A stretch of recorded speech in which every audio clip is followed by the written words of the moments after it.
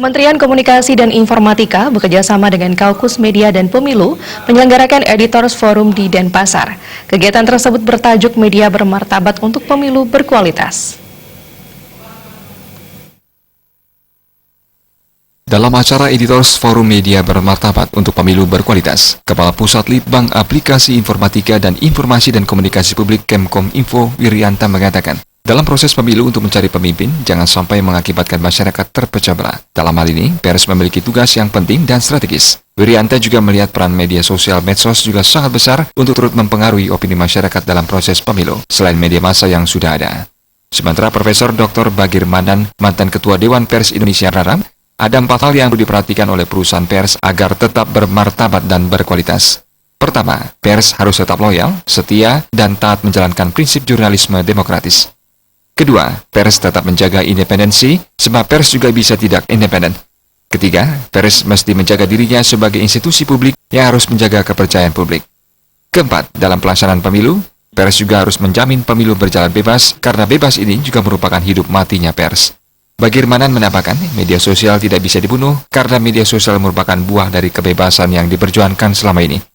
Konten media sosial tidak terbatas dari yang ekstrim sampai frustasi, dan berkembangnya media sosial ini disebabkan melemahnya profesionalisme pers dan kehilangan idealisme. Kondisi ini membuat publik tidak puas dan memilih mencari informasi di tempat lain yakni medsos. Independensi itu lahir dari kebebasan atau lahir dari karena orang merdeka ya. Nah, jadi tidak bisa dilepaskan satu masyarakat atau seorang yang tidak bebas, tidak merdeka, tidak mungkin independen. Nah, pers lahir antara lain berakar pada independensi itu.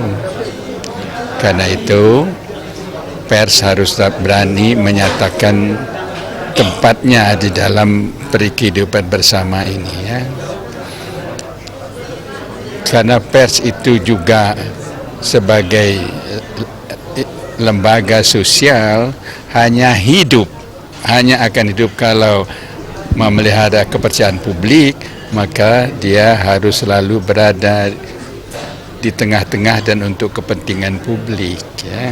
Tidak berarti bahwa pers itu tidak bisa suatu saat berpihak pada kekuasaan, tapi kekuasaan yang berjalan seiring dengan kepentingan publik.